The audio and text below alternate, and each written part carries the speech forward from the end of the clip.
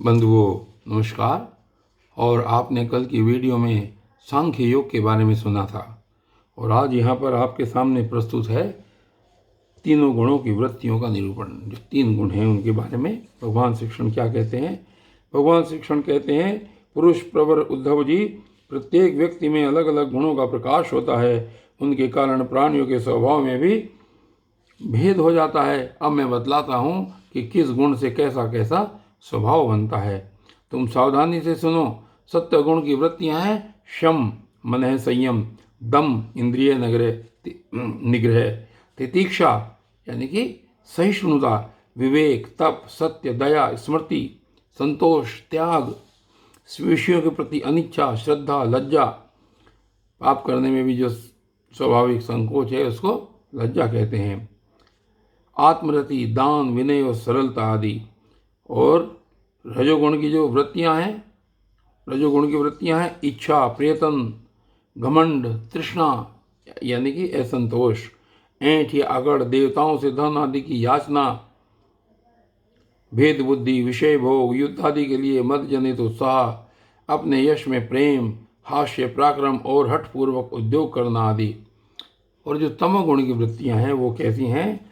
तमोगुण की वृत्तियां हैं क्रोध यानी कि असहिष्णुता, लोभ, मिथ्या भाषण, हिंसा, याचना, पाखंड, श्रम, कलह, शोक, मोह, विषाद, दीनता, निद्रा, आशा, भय और अकर्मण्यता आदि।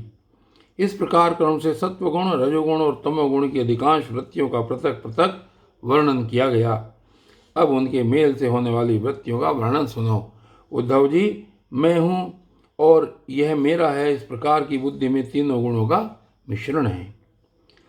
जिन मन, शब्दादि, विषय, इंद्रिय और प्राणों के कारण पूर्वोक्त वृत्तियों का उदय होता है वे सब के सब सात्विक, राजस और तामस हैं। जब मनुष्य धर्म, अर्थ और काम में संलग्न रहता है तब उसे सत्वगुण से श्रद्धा, रजोगुण से रति और तमोगुण से धन की प्राप्ति होती है। यह भी गुणों का मिश्रण ही है। जिस समय मनुष्य सकाम कर्म, गृहस्थाश्रम और स्वधर्माचरण में अधिक प्रीति रखता है उस समय भी उसमें तीनों गुणों का मेल ही समझना चाहिए। मानसिक शांति और जितेंद्रियता आदि गुणों से सत्वगुणी पुरुष की, कामना आदि से रजोगुणी पुरुष की और क्रोध, हिंसा आदि से तमोगुणी पुरुष की पहचान करे। पुरुष हो चाहे स्त्री, जब वह निष्काम होकर अपने नित्य नैमित्तिक कर्मों द्वारा मेरी आराधना करे तब उसे सत्वगुणी जानना चाहिए। सकाम भाव से अपने कर्मों के द्वारा मेरा भजन पूजन करने वाला रजोगुणी है और जो अपने शत्रु की मृत्यु आदि के लिए मेरा भजन पूजन करे उसे तमोगुणी समझना चाहिए। सत्व, रज और तम इन तीनों गुणों का कारण जीव का चित्त है, उनसे मेरा कोई संबंध नहीं है। इन्हीं गुणों के द्वारा जीव शरीर अथवा धन आदि में आसक्त होकर बंधन में पड़ जाता है। सत्वगुण प्रकाशक, निर्मल और शांत है। जिस समय वह रजोगुण और तमोगुण को दबाकर बढ़ता है उस समय पुरुष सुख, धर्म और ज्ञान आदि का भाजन हो जाता है। रजोगुण भेद बुद्धि का कारण है, उसका स्वभाव है आसक्ति और प्रवृत्ति। जिस समय तमोगुण और सत्वगुण को दबाकर रजोगुण बढ़ता है उस समय मनुष्य दुख, कर्म, यश और लक्ष्मी से संपन्न होता है। तमोगुण का स्वरूप है अज्ञान, उसका स्वभाव है आलस्य और बुद्धि की मूढ़ता। जब वह बढ़कर सत्वगुण और रजोगुण को दबा लेता है तब प्राणी तरह तरह की आशाएं करता है, शोक मोह में पड़ जाता है, हिंसा करने लगता है अथवा निद्रा, आलस्य के वशीभूत होकर पड़ रहता है। जब चित्त प्रसन्न हो, इंद्रियां शांत हों, देह निर्भय हो और मन में आसक्ति न हो तब सत्वगुण की वृद्धि समझनी चाहिए। सत्वगुण मेरी प्राप्ति का साधन है। जब काम करते करते जीव की बुद्धि चंचल, ज्ञानेन्द्रिय असंतुष्ट, कर्मेंद्रिया विकार युक्त, मन भ्रांत और शरीर अस्वस्थ हो जाए तब समझना चाहिए कि रजोगुण जोर पकड़ रहा है। जब चित्त ज्ञानेंद्रियों के द्वारा शब्द आदि विषयों को ठीक ठीक समझने में असमर्थ हो जाए और खिन्न होकर लीन होने लगे, मन सूना सा हो जाए तथा ज्ञान और विषाद की वृद्धि हो तब समझना चाहिए कि तमोगुण वृद्धि पर है। उद्धव जी, सत्वगुण के बढ़ने पर देवताओं का, रजोगुण के बढ़ने पर असुरों का और तमोगुण के बढ़ने पर राक्षसों का बल बढ़ जाता है। वृत्तियों में भी क्रमशः सत्वादि गुणों की अधिकता होने पर देवत्व, असुरत्व और राक्षसत्व प्रधान प्रवृत्ति अथवा मोह की प्रधानता हो जाती है।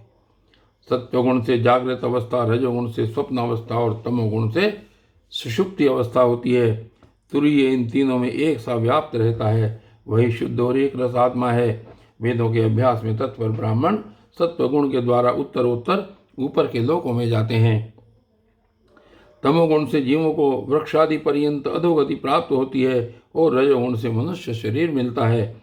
जिसकी मृत्यु सत्वगुणों की वृद्धि के समय होती है उसे स्वर्ग की प्राप्ति होती है, जिसकी रजोगुण की वृद्धि के समय होती है उसे मनुष्य लोक मिलता है, और जो तमोगुण की वृद्धि के समय मरता है उसे नरक की प्राप्ति होती है। परंतु जो पुरुष त्रिगुणातीत यानी कि जीवन मुक्त हो गए हैं उन्हें मेरी ही प्राप्ति होती है।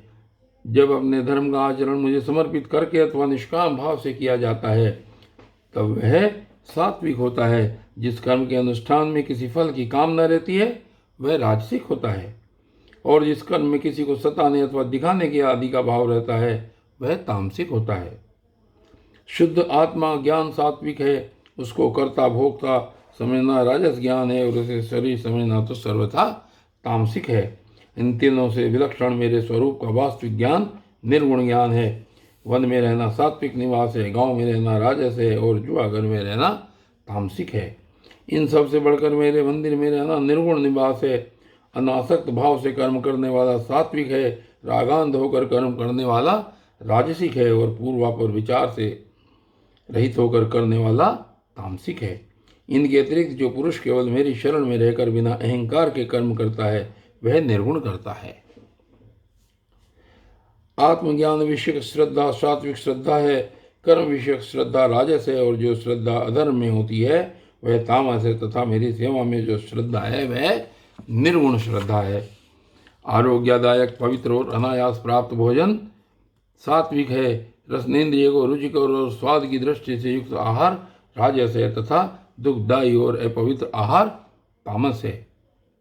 अंतर्मुक्ता से आत्मचिंतन से प्राप्त होने वाला सुख सात्विक है, बहिर्मुक्ता से विषयों से प्राप्त होने वाला राजस है, तथा अज्ञान और दीनता से प्राप्त होने वाला सुख तामस है, और जो सुख मुझसे मिलता है वह तो गुणातीत और अप्राकृत है। उद्धव जी, द्रव्य यानी कि वस्तु, देश, स्थान, फल, काल, ज्ञान, कर्म, कर्ता, श्रद्धा, अवस्था, देव, मनुष्य, त्रियग आदि शरीर और निष्ठा सभी त्रिगुणात्मक है। नररत्न, पुरुष और प्रकृति के आश्रित जितने भी भाव हैं सभी गुणमय हैं। वे चाहे नेत्रादि इंद्रिय से अनुभव किए हुए हों, शास्त्रों के द्वारा लोकांतरों के संबंध में सुने गए हों, अथवा बुद्धि के द्वारा सोचे विचारे गए हों। जीव को जितनी भी योनियां अथवा गतियां प्राप्त होती हैं वे सब उनके गुणों और कर्मों के अनुसार ही होती हैं। हे सौम्य, सब के सब गुण चित्त से ही संबंध रखते हैं, इसलिए जीव उन्हें अनायास ही जीत सकता है। जो जीव उन पर विजय प्राप्त कर लेता है वह भक्ति योग के द्वारा मुझ में ही परिनिष्ठित हो जाता है, और अंततः मेरा वास्तविक स्वरूप जिसे मोक्ष भी कहते हैं प्राप्त कर लेता है। यह मनुष्य शरीर बहुत ही दुर्लभ है। इसी शरीर में तत्व ज्ञान और उसमें निष्ठा रूप विज्ञान की प्राप्ति संभव है, इसलिए इसे पाकर बुद्धिमान पुरुषों को गुणों की आसक्ति हटाकर मेरा भजन करना चाहिए। विचारशील पुरुष को चाहिए कि बड़ी सावधानी से सत्व गुण के सेवन से रजोगुण और तमोगुण को जीत ले, इंद्रियों को वश में कर ले, और मेरे स्वरूप को समझकर मेरे भजन में लग जाए। आसक्ति को लेश मात्र भी न रहने दे। योग युक्ति से चित्तवृत्तियों को शांत करके निरपेक्षता के द्वारा सत्व गुण पर भी विजय प्राप्त कर ले। इस प्रकार गुणों से मुक्त होकर जीव अपने जीव भाव को छोड़ देता है और मुझसे एक हो जाता है। जीव लिंग शरीर रूप अपनी उपाधि जीवत्व से तथा अंतःकरण में उदय होने वाली सत्वादि गुणों की वृत्तियों से मुक्त होकर मुझ ब्रह्म की अनुभूति से एकत्व दर्शन से पूर्ण हो जाता है, और वह फिर बाह्य अथवा आंतरिक किसी भी विषय में नहीं जाता। और बंधुओं, आज की वीडियो में सिर्फ इतना ही, और आगे की वीडियो में भी आप और अच्छी अच्छी चीज़ें सुनेंगे। तब तक के लिए धन्यवाद।